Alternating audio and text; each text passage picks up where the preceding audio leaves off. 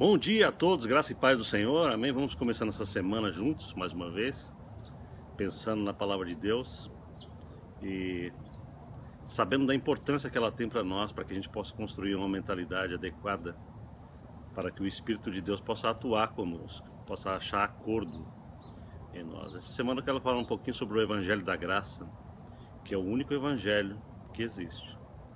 A Bíblia fala que o Evangelho é o Evangelho da Graça. E sem a graça de Deus, nós não podemos compreender nada da Bíblia, nada de Jesus, nada de Deus, né? Ontem eu estava olhando na internet, alguém colocou um post sobre por que Deus mandava matar pessoas no Antigo Testamento. Porque não tem uma compreensão do todo, né? A palavra de Deus diz que a lei veio por Moisés. A graça e a verdade vieram por meio de Jesus Cristo. Eu sugiro a essas pessoas que comecem a estudar a Bíblia por esse ângulo. Pegue esse texto e comece a estudar a Bíblia a partir daí, né? Eu quero ler para vocês hoje Efésios, capítulo 2, versículo 8, né? Que diz assim: porque pela graça sois salvos, por meio da fé. Isto não vem de vós, é dom de Deus. Não vem das obras, para que ninguém se glorie. O que Paulo está dizendo aí é algo extraordinário e que contraria todo o senso religioso do ser humano. Religião é uma coisa que trabalha muito com o orgulho oculto do coração do homem, porque a religião trata de obras. Toda religião coloca ênfase naquilo que nós fazemos para Deus, naquilo que nós podemos fazer para de alguma forma aumentarmos os nossos créditos com Deus. E o Evangelho é o inverso de tudo isso.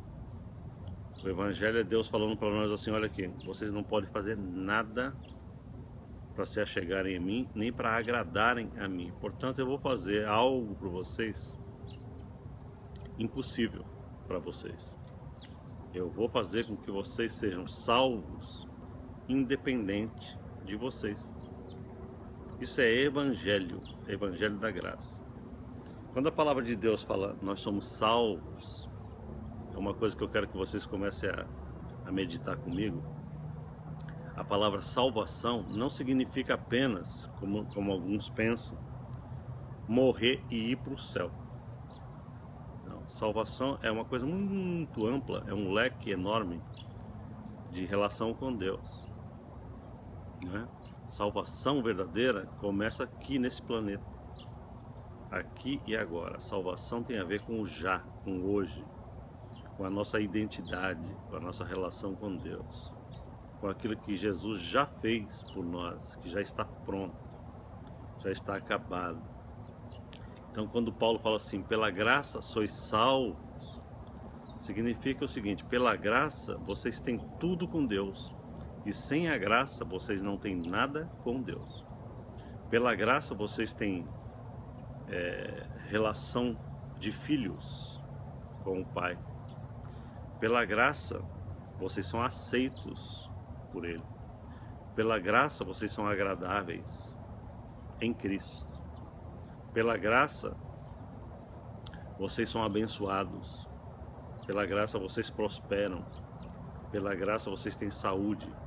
Pela graça vocês têm justiça perfeita, independente de obras. Amém?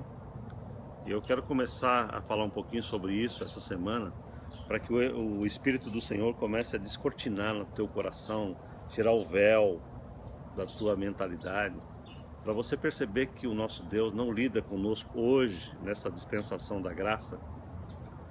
O nosso Deus não lida conosco de maneira alguma numa relação de causa e efeito, numa relação de faça e receba, porque já está feito por meio de Jesus Cristo todas as coisas em nosso favor.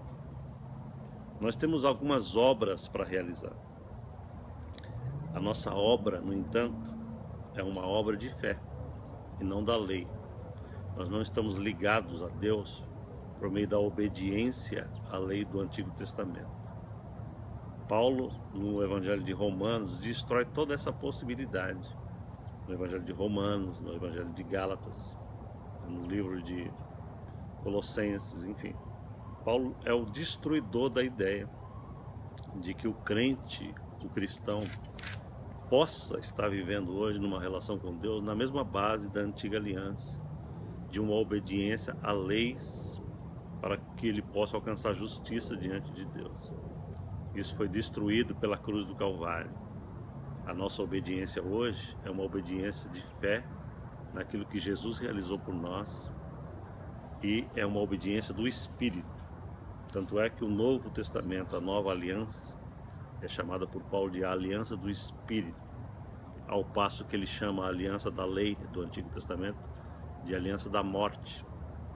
Então existe uma grande diferença entre a Aliança da Morte e a Aliança do Espírito, que é a Aliança da Vida, essa aliança que nós estamos vivendo hoje.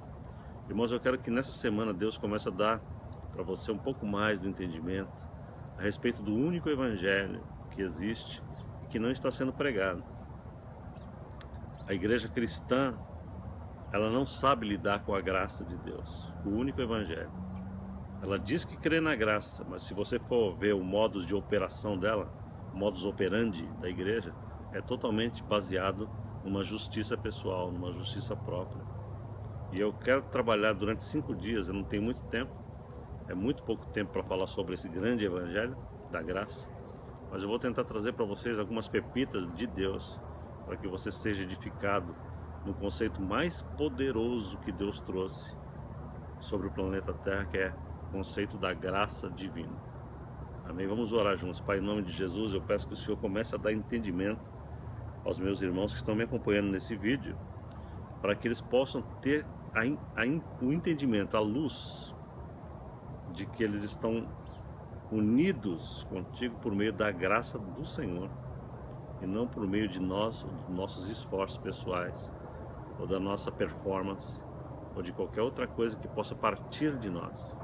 Eu peço isso para a glória do teu nome, em nome de Jesus. Amém. Amém, queridos? Fica na paz e a gente se fala amanhã para a glória do Senhor. Amém.